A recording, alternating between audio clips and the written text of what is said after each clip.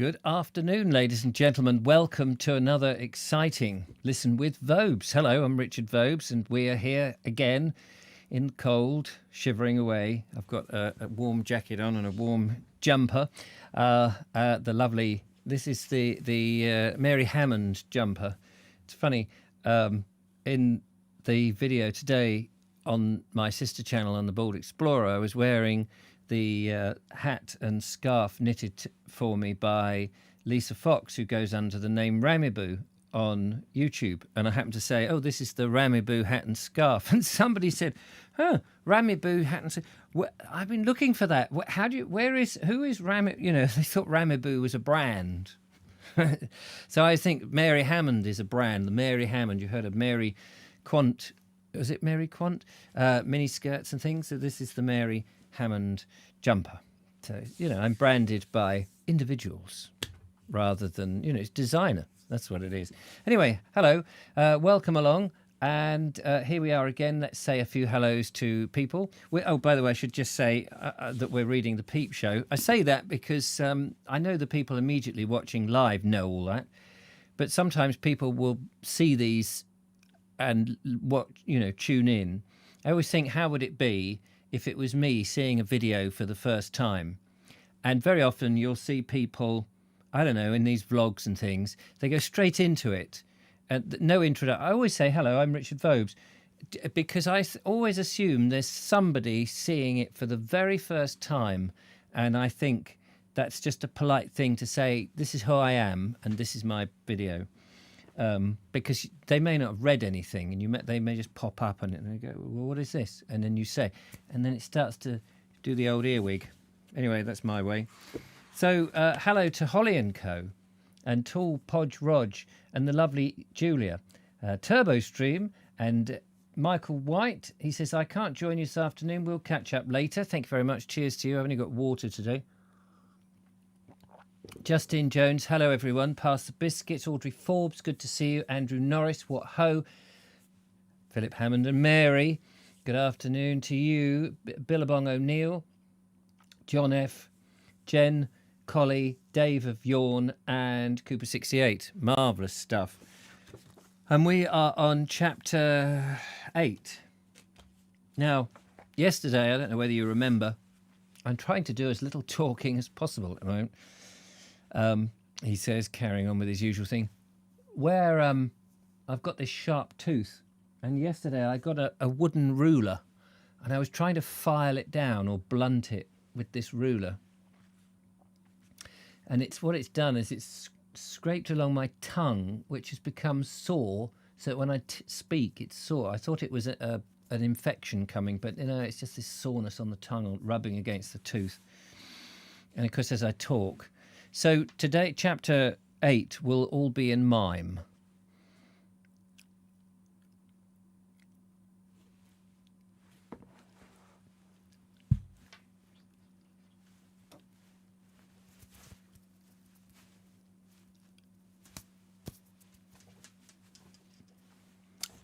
I don't think we'll get very far if I do that. So we'll go back to normal. He tries to be funny, doesn't he? He tries to be funny. I woke the next morning to fine weather, and packing up my house and theatre, took the road again as a matter of course. With 2 weeks' experience and collections behind me, with the experiment of travelling to a village, doing a show, and getting away with 6 shillings so successfully carried through, I wandered along in holiday mood. There are so many villages in the world, like Paracomb, containing friendly people and a few pennies, that I was fast coming to the conclusion that there was room in the world for me and the Peep show. What Paracomb had done, I had every reason to believe the next place, Bratton Fleming, would also do. But such are the fortunes of the road that to this day I have never set eyes on that town. Oh, well, I'm sure that's one of those towns that Titner Edwards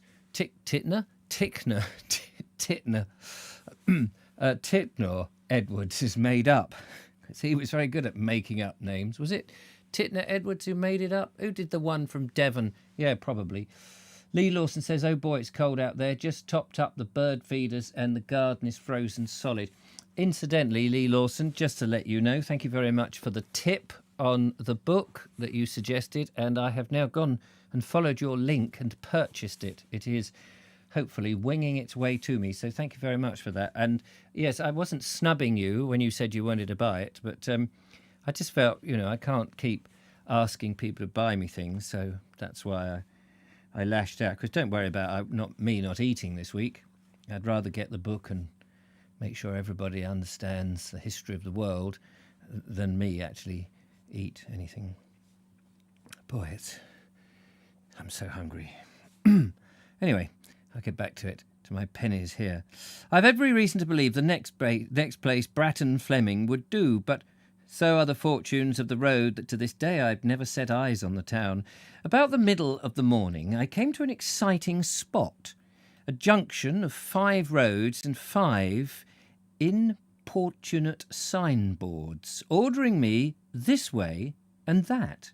Of course, I read all the signboards and looked at all the roads, with the result that the fates drew me away from Bratton Fleming and led me down the broad highway to Combe Martin, 4 miles away. I got a mile of stiff pulling for so changing my mind, but from the top of the hill I could see below me Combe Martin and the blue sea bay beyond, with the road running down through the country, down, all the way down, for 3 miles. It was so easy to saunter along this gentle descent in the fine morning that my mind began to wander in pleasant dreams, and I might have become the medium for, well, who knows what romances and inspired poems, had it not been for the frequent uproar, turmoil, earthquakings and general chaos of the world, and all that there is caused by the passing of charabancs. Charabancs! I defy anyone to say a good word for them.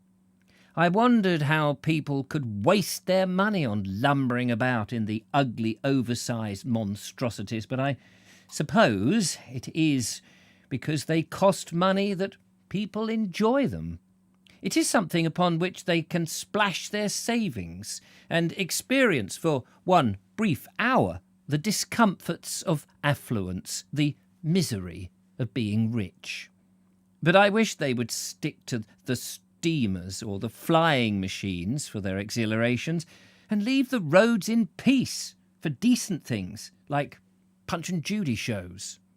Charabancs, the monsters! One after another, the inelegant vulgarities tear down the lovely Devonshire roads until all the wayside grass, the delicate flowers, the blue scabious, the foxglove, the clover, and the wild strawberries are powdered and reduced to one grey colour by dust.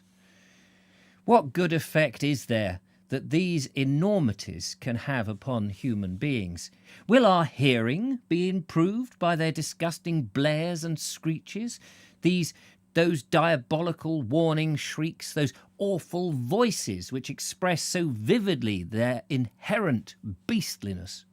Will our lads be the handsomer and stronger, or our lasses become more lovely and graceful for being boodled about in these mechanical mammoths, more ferocious and more perilous to the human race than their animal forebears? Charabancs are the most extravagant... Suddenly I was in Combe Martin, all among the whitewashed cottages, staring up at a large advertisement and reading the programme of a week's activities by the townspeople in aid of some hospital. Every day there was a dance, or a bazaar, or a competition, and frequently local ladies would play barrel organs around the district. Now, if I performed in the town, I felt that I would be robbing the charity of its pennies, or that the charity would get all the pennies and and I would perform in vain.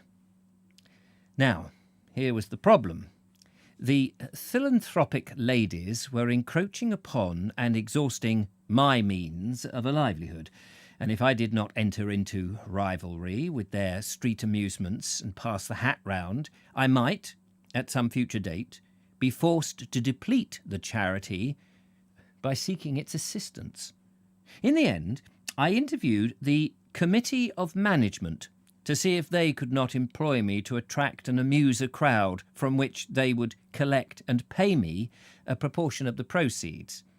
The idea was received favourably, and it was arranged that on the next afternoon I should do a show for the children at a small charge in the town hall.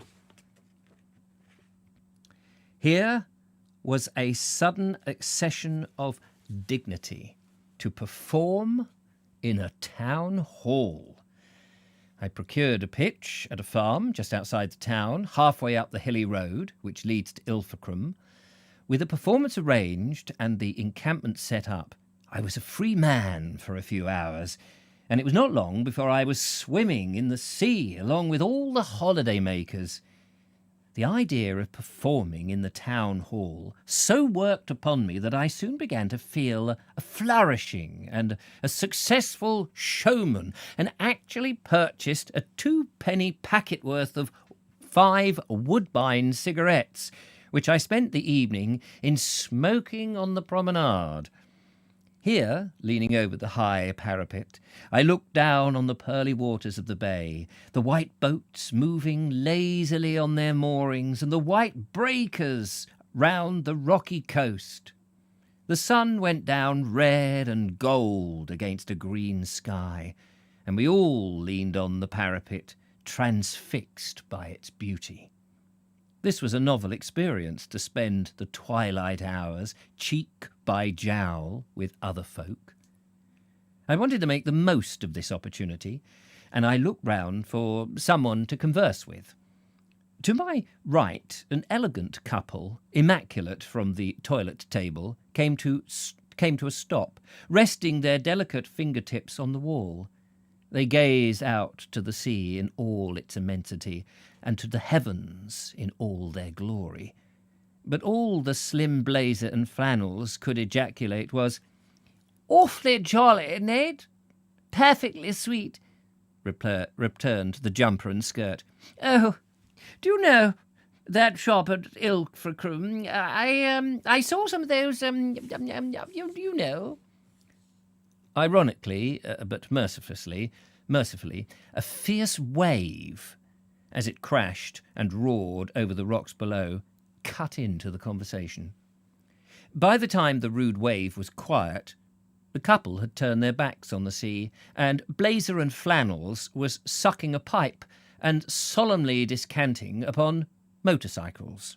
This was too much for Miss Jumper and Skirt, who suddenly began to swing his arms and so lure him away with smiles into the evening. After this pantomime, I commenced another Woodbine cigarette, and while I was wondering if it was charged with pepper, I became aware of a sterner conversation on my right. 2 rugged and sunburnt plebeians were leaning over the parapet smoking clay pipes. They were gazing fixedly at the last of the sunset, which seemed to be inspiring them to pour forth an ardent political faith. "I know lots of Liberals that wouldn't vote because they know it's no good. You can't understand politics these days, and all the papers don't tell you the truth. I reckon there'll be a Labour man put up for Barnstable next time, and I'm danged if I don't vote for him too, if there is." Uttered in the broad dialect, with a crescendo of emotion, these words attained a significance and interest never to be found in political literature. I edged a little closer. In the clay pipe of proletarian, number 2, the tobacco, began to blaze. A spark flew out into the dusk, and the man began to growl. "And it's this here candidate what's putting up. He's got a big place outside Barnstable, you know, and I reckon he have too much of his own to look after to keep him from worrying about the likes of us, the likes of we." "Aye," said number one, and both pipes blazed together. As the night came down and the waves broke over the rocks, the two men continued to growl out criticisms of politics, of society, and of war. The deep voices in the sort of double poem delivered blow by blow, and as I listened it seemed to me that these proletarian thoughts were a genuine and mighty force of nature. The two men found themselves in such good agreement that they proposed to round off the evening with a drink. They rolled on to their feet, and as they made for the town, I heard one of them, in a deep voice and broad accent, begin with, "This here's Prince of Wales." With the last of the cigarettes, I got into conversation with a man, or rather a dark figure, presumably a man, also leaning on the wall. Our conversation was not remarkable until he burst out into a surprising enthusiasm for puppet shows. "I think they're very clever things myself, and I'm sorry to miss your show. I would go miles to see any one of them, because I love them. And I say, you know, you're lucky to be able to live like that. I shall think of you when I get back to the city, where, unfortunately, I spend my days." The 5 woodbines were finished, and the promenade deserted. So I stumbled across the dark farm to my tent to turn in, only to be turned out again at 1 o'clock in the morning by an ominous sound of approaching thunder. I got up to pull the fly sheet over the tent, when you might have seen me by the lightning flashes skipping around the tent in my nightshirt, trying to get the sheet fixed before the rain came, and vainly attempting to avoid the thistles with my naked feet. The puppets behaved well in the town hall and romped through a good hour's show, making the children laugh and shout, and the committee anxious to arrange another performance for a larger audience.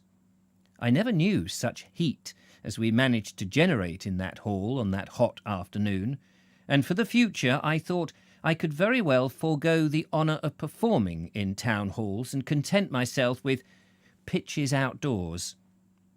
The next day was to be the children's effort in aid of the hospital. In fancy dress, they were to parade round the town with collecting boxes, which procession was finished up on the heights of the promenade, where, it had been arranged, the Peep show should exhibit itself to children and anyone else who liked to come. For this occasion, the Peep show achieved the dignity of being advertised on large placards, and as for the Peep show man, he was promoted from his low-down title and cried round the town by the Town Crier as Mr. Wilkinson of London. "Oh, yay! Oh, yay! Come and see the wonderful Peep show by Mr. Wilkinson of London! Of London, I tell you!" How marvellous. Just going to have a little slurpee of drink. Let's just catch up. Mr. Punch made a good point, I thought, says Audrey Forbes. Brilliant. Not snubbed at all, says Lee Lawson. I bung you a sandwich if you get hungry. Thank you very much. I will be forthright around your house those days when I haven't managed to get to the shops. Ben Reeve says, I've seen it said that Combe Martin is the longest village in Britain. Not sure if that's true or a myth. Oh, that's interesting. Linda Kane says, "Hi folks, sitting waiting for my mini MOT. At least it's warm." Has the sun come out? It wasn't warm where I was when I was walking this morning, shivering my nuts off, ladies and gentlemen, to bring you entertainment for tomorrow. Dudley Sawyer says, "Hello, bit late, phone call. Okay, finally had to wrap a rug around myself." Oh, poor old chap. And Linda Kane says, "Yearly, but needs oil change." Oh yes, a rear brake pad will be taking out a mortgage as it is a BMW. Do you know, what did I see? I saw a yellow Mini yesterday when I did my video about the villages, and I'd walked around the thing, and I was just coming back, and I saw this yellow Mini, and behind it was a yellow Nissan that I thought was the Mini, the BMW version of the Mini. But it was like almost the same shape, but it was like a bullfrog compared to the proper Mini. I thought, my God, is everyone just nicking the Mini's shape? It's very odd. Anyway, so where the devil did I get to? Oh, yes, the Town Crier, that's right. I erected the show early in the evening and announced the time of the performance to all the passers-by. At 8 o'clock, a wild, chaotic sound of revelry came up from the town below, and through the green bushes I could see the gay procession of children coming up the hill.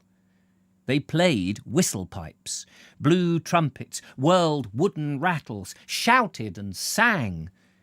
They swung up the hill at an excited pace, waving paper streamers and coloured air balloons, which bobbed about gaily.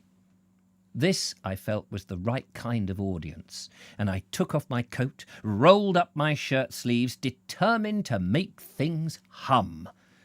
The children settled down before the show with great eagerness, and in a while the promenade was crowded with townspeople and visitors. We were a gay crowd when I came out during the interval with a minute Harlequin and Columbine, a Pierrot or two, and a gypsy and a Charlie Chaplin going round collecting boxes. So I've got that wrong. We were a gay crowd when I came out during the interval with a minute Harlequin and Columbine, a Pierrot or two, and a gypsy and a Charlie Chaplin going around with the collecting boxes. I felt mightily pleased with myself after this show. This was the real thing, to get a large crowd of adults and children into a cheerful mood and send them off laughing and chatting about the performance. What better job could a man have than to attract these people together on that high promenade above the sea, and there, in the fresh air of a glorious evening, amuse them and make them laugh with a simple, pretty show. Here was a theatre, cheap and healthy. All could watch the performance, and those who could pay could contribute according to their means and their generosity. All honour to Punch and Judy's, to street musicians, to out-of-door Pierrots, for in that moment I knew it. They are great institutions, worthy of respect, of being done well, of being encouraged. My encouragement amounted to a supper, 30 shillings in payment of the two shows, and this remark: every bit as good, if not better, than anything Professor Smith did. Again, I was compared to the great Smith, and I was urged to apply for his old pitch on Ilfracombe Beach, which was now vacant owing to his death some 2 years ago. This was so much music in my ears to find myself unmistakably compared with the real thing. If I was compared with Professor Smith, then the Peep show must be compared to the Punch and Judy show. A thrill of pride went through me as I imagined my puppets drawing alongside the immortal and villainous old Punch. But on the Sunday morning, perched on the side of a cliff, as I sat among the bracken and hazels looking down into a rocky sea bay filled with green water, I could only feel that Ilfracombe was too businesslike a place for me. It would be difficult to find green bracken and little nut trees in Ilfracombe. It had such a determination to expand, to develop, and to be grand, that even the magnificence of the sea dwindles before this will to success. All the same, after a while I grew tired of this green bower above the sea, and I set off to walk along the cliffs to that town to indulge in a little idle speculation on the subject. The nearer I got to this gay place, the lower my spirits sank. The hard pavements and the iron railings, the dismal row of closed shops, and all the private houses in their long rows weighed down on my gypsy spirit. But I progressed sternly to the centre of the town and walked through the arcade, a riot of flash fashions, a menagerie of hats, jumpers, +4s and millinery. With all my inclinations going backward, but my legs going forward, I got as far as the promenade, and when I arrived there, the band played. Am I ready to swear that on that lovely Sunday afternoon, among all the chairs, the iron railings, the stone steps and the glass houses, it blared out 3 bars of "Oh, listen to the band," that it then gallivanted into the chorus of "3 blind mice, 3 blind mice, see how they run, see how they run, they ran up to the..." 3 blind mice. They ran up the clock struck 1, the other 2 got away with minor injuries. Anyway, into the chorus, the 3 blind mice, which dragged out undecidedly into Annie Laurie, and then followed by an attempt of Swanee River, which was abandoned halfway through for quite a lot of the prologue from not Pagalili, but Pagliaceci or something. Demoralised by the band, I began to flibbergibbet about in a search of satisfaction, from tea in a blue cafe to an ice in a brown one, and then to inspect the shop windows, to buy some cigarettes, which I could not afford, and to read the titles of all the books in Smith's. These perambulations ended up at a little bit of the beach which had been the Punch and Judy pitch of the great Professor Smith. An old deck-chair man was piling up his property on the sand, and he burst out excitedly when I asked him about the great man. "Oh, yes, sir. Professor Smith? Oh, Professor Smith! He's the finest Punch and Judy show in the West Country. Good gracious, yes, he used to do it here, but he's dead now. He ain't done it for 2 years. Can't do it from the grave, see? And only last week his son applied to carry on, and then they had a council meeting about it on Tuesday, but they wouldn't let him collect up top on the new promenade, only on the beach. So he wouldn't do it. He wouldn't do it. He's going to open up a fish shop now in the town instead. Yeah, Professor Smith, he was a big man, sir, a great man. He broke one of my chairs down one afternoon just a sitting on it. And he had a great big voice. You could hear him all over the town. He used to do it all himself, him and his wife, but she only used to put up the sticks for him and that. He was a clever man. He knew lots of things, and he had a wonderful memory. Why, his show used to last pretty near half an hour, dare say. Joey and Toby were the great favourites, sir. Yeah, and he used to do a bit of plate spinning. Yeah, and he could dance the hornpipe with his fingers. But look here, I mustn't stop now. I got my chairs to collect. And of course, there's the band, you see. Punch and Judy ain't anything according to them, so of course they can't collect anywhere. But the old show ain't going to be allowed. Anyway, good afternoon, sir. I must get along. There's a tragedy for you, all in a breath. The callous band played on, and the crowds rolled by, oblivious of the passing of Professor Smith and his show, oblivious also that a possible successor was at that moment standing on his old pitch. The hotels, rearing one above the other, stared at me stupidly with their hundreds of windows, and all the smart shops seemed to look at me disdainfully. Doubtless my own disdainful thoughts were being cast back to them, but I felt that my place was not in Ilfracombe. That's a gaiety that would make me die of melancholia in a week. I must get back to the country, to the small places, where I could get in touch with wholesome workaday people. Besides, after all this, to confess the truth, it was quite out of the question.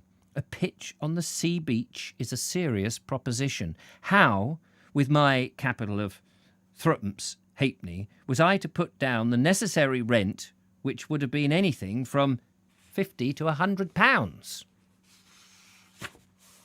We're on chapter 9, ladies and gentlemen. Just have a little pause because my throat's killing me.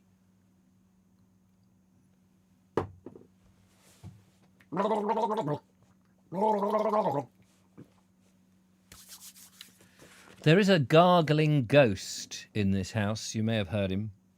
He gargles his way this hither and thither. It's quite obscene, really.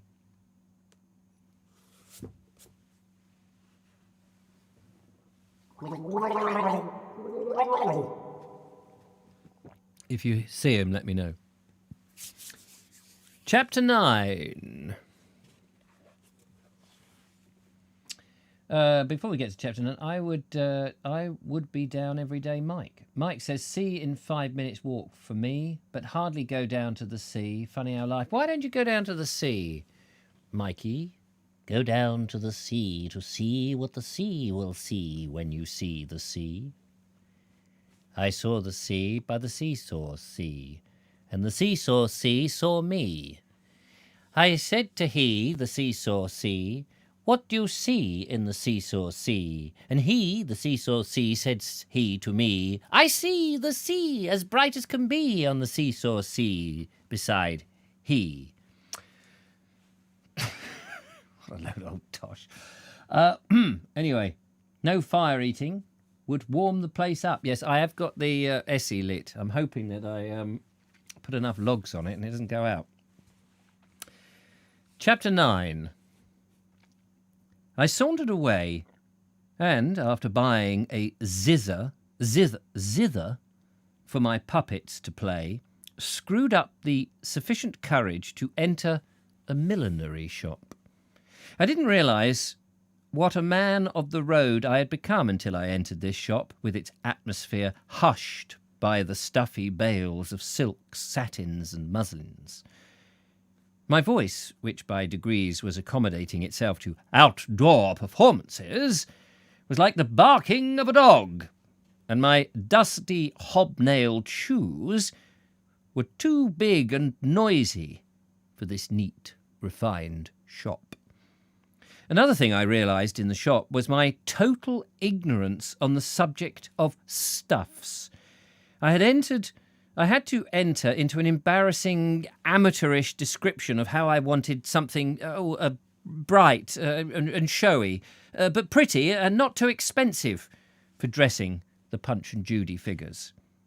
The name of Punch immediately enlivened the dead atmosphere of the shop and awakened the artificial-looking girl behind the counter. Do you do Punch and Judy? She asked, and I told her humbly exactly what I was doing. Oh, but how clever of you! She burst out into surprising enthusiasm and flattery. Oh, that's an ideal way of living. I do think it's the cleverest thing to do. This was a little unexpected attitude of mine to encounter in a millinery shop. It was just another instance of Mr. Punch's charm and power, which fascinated the girl still further into producing an unofficial drawer full of odd cuttings from which I was at liberty to select, free of charge, any pieces I wanted.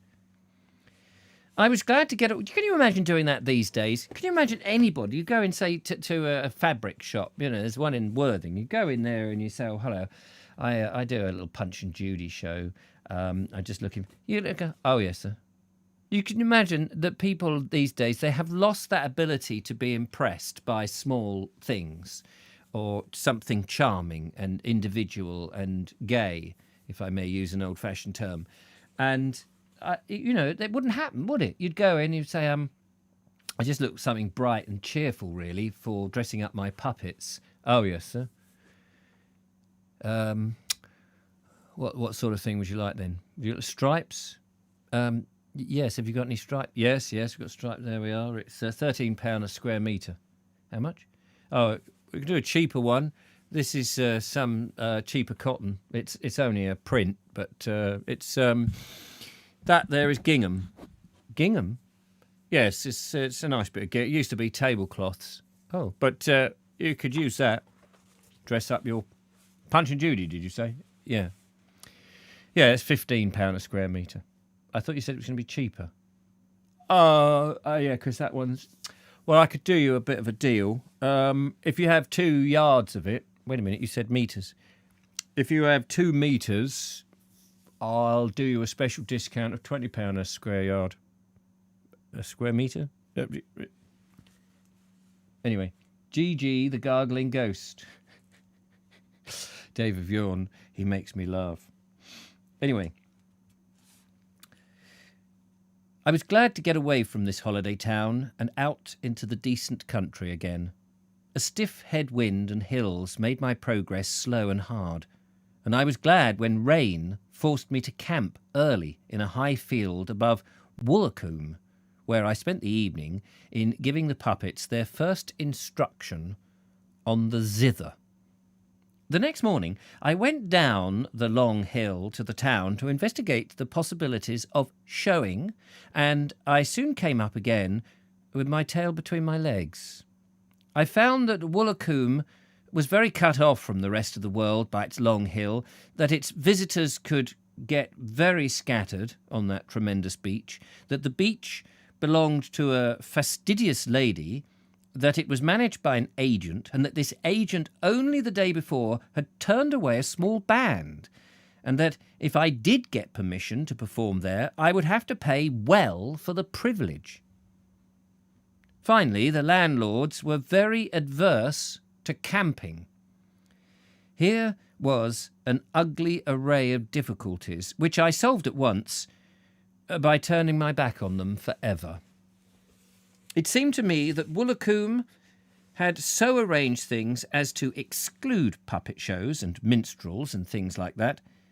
I didn't mind. It was still early in the morning, and there is as much pleasure in running away from nasty things as travelling towards pleasant ones. And I hoped that I was doing both. That's quite true, isn't it? I quite like that. That's what a lovely phrase that is. He is very good at his words. I feel he's conquered the writing business in his first novel. How annoying. There is much pleasure in running away from nasty things as in travelling towards the pleasant. That's a good one. That's a nice quote to write down. If I had a little book of quotes that I could write down, Walter Wilkinson quote, that's the sort of thing I'd like to bring up in conversation. Don't you think? Oh. There's much pleasure in running away from nasty things as there is in running towards pleasant ones. Say that again. Well, there's a lot of pleasure in nasty things, and when you run away, you run to the nasty and they give you some pleasure. That's a good idea. A little bit of Laurel and Hardy there for you. Well, I didn't know it. As I walked away from the detestable place, I came to some crossroads where an old cottage woman was inspecting a stock of a travelling shop, an old cart piled up with a medley of pots and pans, clotheslines and brushes, paraffin and soaps. The stout proprietor and the old lady both surveyed me curiously as I approached, and I dare say they were asking one another who this stranger was in their district. Oh, to have an old travelling shop wandering around the street. Wouldn't that be nice? In times of COVID, you know, that would have been fantastic. In times of COVID, these are the sort of businesses that should have revived themselves. Someone with a big cart. If only one had thought of that, months ago, and you just put, like Bunce's, you have an ironmonger's shop and you push it down the streets. And instead of saying, any old iron, You'd be singing out, lots of old iron, brand new iron, pots and pans and brushes and stouts. I don't know what stouts are. Beers, obviously. But wouldn't that be fantastic, walking down the road, selling all these things, and you go, oh, yes, you can't go to the shops, so the shops come to you. No more going online and ordering and waiting for the delivery man. It's there, whatever you want. Blimey, Stan and Ollie, there you go. Ah, lovely, lovely, lovely. I'm having fun, I don't know about you. How are we doing on the old Timex? Doing quite well. So anyway... Work and keep cheerful, shouted the bluff old chap. Work and keep cheerful, shouted out the bluff old chap as I trudged up the hill to him. What do you got there then, eh? Oh, the Punch and Judy? Have you been giving them a turn down at Wilkinson? No, I said. Wilkinson does not seem to want me, from what I hear. Ho, ho, ho, said he. You would have to see the agent there, but I don't suppose he'd let you in. A friend of mine was turned off the beach a while back with his ice cream barrow. They are very fussy. Oh, they are very fussy about everything here, said the old lady. Why don't we try Croyde? Why don't he try Croyde? We too high class here, you know. Ah, said the man. Nobody would want to interfere with you at Croyde. I don't know if that's how it's pronounced. It's a lovely name, isn't it? Croyde. 'Tis a nice place. You could get in there a couple of hours. You'll do all right here, agreed the old woman. It's an easy road, but you need to come down here if only you'd... but you needn't have come down here if only you'd knowed. Never mind, keep smiling. I wish I could see old Punch. I used to like he when I was a kiddie. As I'd already planned to make my way to Croyde, I was quite pleased to hear their encouraging account of it, and I followed their instructions for getting there so that I would pass through the village of Georgeham. That's it, said the old man as I pulled away from them. You can give 'em return at Croyde and work and keep cheerful. As I travelled the lonely road to Croyde, my plans began to take shape. This was not the first time that people in one district had sent me on hopefully to another. There seemed to be a delightful belief in the future life in this part of the country. According to these imaginative people, there was always a utopia ahead of me. At Linton, I was advised to try Ilfracombe. But at Ilfracombe, some men to whom I spoke agreed that I would do something at Wilkinson. But here the old couple had advised Croyde, and when I got there another man said, I know where you'd do all right. That's at Sauntered. But when I reached Sauntered, I was told that Barnstable on a market day was the place for me. Croyde rhymes with hemorrhoid, says Ben Reeve. What do you mean it rhymes with... How can it rhyme with hemorrhoid? What is it? Croymeroid? What? Rhymes with hemorrhoid. How do you get to that? Croyroid? Hoid? It can't rhyme with... What are you talking about? Croyde was full of young surfers when I visited for the first time last year, says Sir Ben. How do you spell it? How do you pronounce it? Croyde. Hemorrhoid. Is it Croyde? Oh, just Croyde, not... Oh, I get it. Croyde, not Croyde. How would you... Well, it's Croyde, isn't it? I mean, it's an obvious mistake. You can't whip me for that, you know. It's like saying Leominster and Leominster, or Shrewsbury or Shrewsbury.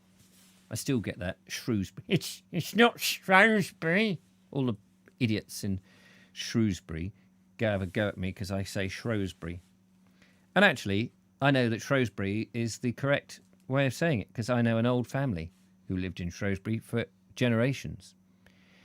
And it's got nothing to do with shrews, but they're not shrewd enough to know. Sorry, I only meant the last syllable. Ben, I was just having a laugh at your expense. I was just having a laugh. Don't take offence. Croyde. Yes, thanks, Croyde. I quite like Croyde, though. That's nice, isn't it? It's got a sort of West Country Croyde. Are you going down to Croyde, are you? Oh, are you going down to Croyde? I am. Croyde. Where? Croyde. Croyde? We're not going to Croyde. Where is that? London, isn't it? Croydon? Croydon? No, Croyde. Going to Croyde. I'm going to Croyde on Friday. You going to Croyde on Friday? What about Monday? No, not going to Monday. I'm going to Monton on Monday. Monton? Yeah, I don't know where Monton is, but sounds nice, doesn't it? Sounds lovely, that. Anyway, never mind that. We're going to Croyde.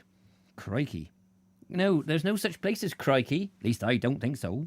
If there is, I've never been there. Mind you, you've not been very many places. No, that's true. I never really move much from this perch, do I? No. Anyway, time for another one. Barman, give us another one, would you? Sorry about that. Right, Croyde. I'll have to go back right to the beginning and start all over again, because clearly I got that wrong. We'll start right at the beginning.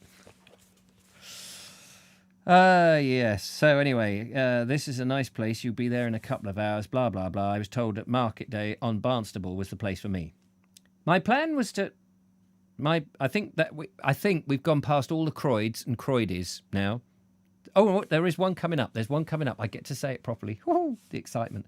My plan was to embrace all these theories by trying each of the places on this bit of coast between Croyde and Bideford. I could see from the map that this part was fairly level, and that I would be able to wander up and down easily, doing shows now and again in each place. If I could obtain sufficient pennies to live on by doing casual shows, I might also, by sticking to the district, manage to get some engagements at the local bazaars and fêtes. And for engagements, I would demand a fee. 30 shillings, which I had received at Combe Martin, had made me greedy, and the organised audiences vain and ambitious. Why should I tear myself to pieces for a miserable collection of 3 shillings and 10pence? Why should I, who was every bit as good as Professor Smith, perform for 30 straggling people when the Peep show was capable of interesting a solid audience of 200? Engagements were the things I wanted. Engagements and a fee. But how was I to get them was an inscrutable mystery to me. Oh, I love that word, inscrutable. Was an inscrutable mystery to me. And the only plan I could think of was to knock at people's doors and say, "Here you are. Here is a travelling puppet show. Can you make any use of me?" And I had often seen an advertisement in newspapers of Punch and Judy shows being open for engagements. In that respect, I felt very open. And if only I could achieve a more or less fixed address for a few weeks and collect sufficient pennies for expenses, I decided to adventure forth into the art of advertising. At all events, I took forward to an enjoyable time among the romantic places as Barnstable, Bideford, Westward Ho and Appledore, where there would always be the sea to bathe in, pretty country to camp in, and a good Devonshire folk to talk to. By the middle of the afternoon, I was pulling through the sleepy village of Georgeham. There was only one person to be seen, a young man painting the front of a house, whom I looked at as I went by, and who looked at me. In a minute or two, I heard a shout behind me, and found the young fellow running at me with his paintbrush in hand. "I saw you go by," he said. "Are you a Punch and Judy? Where do you come from? Are you staying about here? Because if you are, we're having a fete here in August, and it's been suggested by the committee that a Punch and Judy would be a good thing. Are you open for August the 15th? What do you charge? Can I write to you anywhere?" An engagement? What do I charge? A fee. So this is how things work out in this mysterious world. I had walked into Georgeham at the very right moment, and one of these desirable engagements had presented itself to me. If I had not run away from Wilkinson, if I had not lost my way during the morning, and if I had not stopped to sit under a pleasant tree and smoke an idle cigarette, in all probability this young man would never have been painting his house at the precise moment I wandered by. I booked the date of his fate and his address, and promising further communication, went on whistling. I was very pleased with this happy-go-lucky experience, which supports me in my hatred business of trainings and commercial efficiency, and all these bothersome ideas which are a perfect plague to happy people about advertising, card indexing, and promoting to administrative appointments the beastly things. I want to believe in fairy tales. I like the idea of going off to seek one's fortune and meeting a fairy princess. I entered enchanted forests and encountered little old men with whom I share my lunch. Or I am surprised by a young man with a paintbrush in his hand who's really an angel in thick disguise.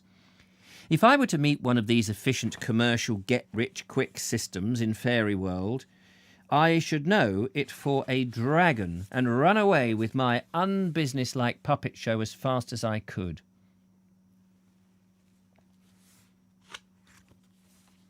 From Georgium, just got a page and a bit to go. From Georgium, I soon got to Croyde, which I found a bright, pretty place of old-fashioned whitewashed houses overhung with walnut trees, and with fuchsias in the gardens. I pulled along by the stream which runs through the village out to the sea beach, which is immense, and pounded by great green and white breakers. But there were too few people on this beach for a showman, so I pulled back into the village, and within a circle of excited children set up the show opposite the little bridge. A small crowd gathered around, and I began, but had not progressed very far when I heard a car draw up outside and a lady calling out in a loud voice, "Who is it? Where does he come from? Go and ask him who it is. And if he has an indoor show, where does he come from?" I was a little distressed by this commotion and interruption of the performance, but I dropped the puppets at once and dashed out in my shirt sleeves, for I sensed another engagement. I found myself confronted with an enormous car just where the audience should be, which had now been shoved to one side, and in the car was a lady with a grand manner.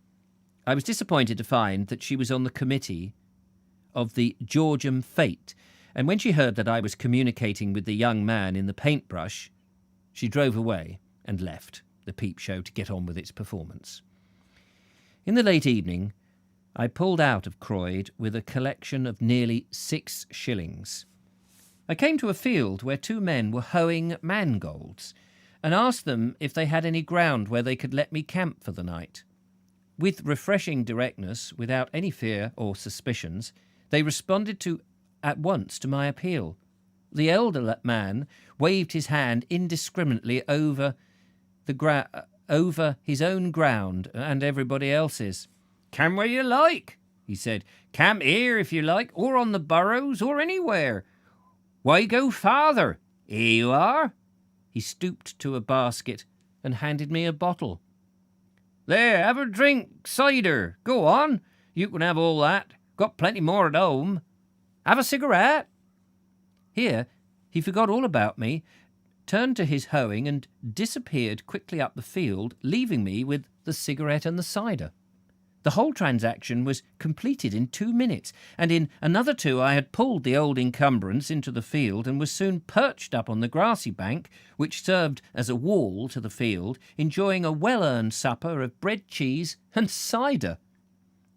Presently a man in a cycle and sidecar drew up on the road behind me and called out, "Here you are, old man. I saw your wonderful show in the village, and I was sorry I couldn't stop to the end." He held out some coppers, for which I presented the bag readily enough. "It's quite the best thing I've ever seen. Great improvement on Punch and Judy. Where did you get it? Did you make it yourself?" I invited him to come up onto the bank and help me with a quart of the cider, but he hadn't time for that, and I had to tell him the story of the Peep show as he stood in the road. "Well," he said at the end, "I envy you. I wish I had the courage and the ability to live like that. It's a jolly fine way to live. You're like George Borrow, and I hope some day you'll write some books as interesting as his." What a good time you must have. How I envy you." He soon drove away. The farmer and his labourer finished their hoeing and went home too. The sun went down, and I was left alone to set up the tent on the margin of grass between the mangolds and the bank, and to wander a little under the stars, and then to crawl into my tent and sleep. And that is the end of that chapter, and chapter 10 is in tomorrow's show. That was very jolly, wasn't it? I enjoyed that very much. Thank you very much. And there we are. Look, well within our time. Never seen a travelling shop up here. Only countryside tradition, I wonder. Yeah, I'd love to see an old travelling shop. What a way to make a living. I might give this all up just to be an itinerant traveller again. Live underneath the barrow and just go up the streets and the old villages. Only old iron! That'd be lovely. Croyde was just full of young Oh, read all that. Sorry, I meant the last syllable. Yes, Croyde. Yeah, oh, right. Bye-bye, Croyde. Done. Whew. Thank you very much, ladies and gentlemen, for joining me again for this Listen with Vobes. I hope you've enjoyed it. Very, very kind of you. All good fun. We will do this again tomorrow. It is Wednesday tomorrow, and I will be here. So thank you very much. Look after yourself.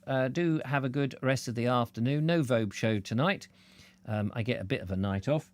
I shall no doubt be doing some reading and some preparing and things. What a brilliant writer he was, says Mike Stevens. Yes, he was. I mean, we thoroughly enjoyed the Sussex Peep show, and that's why I bought several more of his books that he wrote, and this is the first one. So it's yeah. I would love to see one as well. Thank you again. I would love to see one as well. Oh, what the old? Yes, it would be great. Thanks for the lovely reading, says the lovely Julia. We need a sea video, please, soon. A sea video. Yes, all right. Yes, I'll. Good plan. I'll try and get down to the sea to see what the sea sees. Mary and Phil said, well, Richard, looking forward to tomorrow's. Thank you very much. Take care, everyone. Look after yourselves. I will see you on the morrow. Until then, arrivederci and goodbye. Goodbye.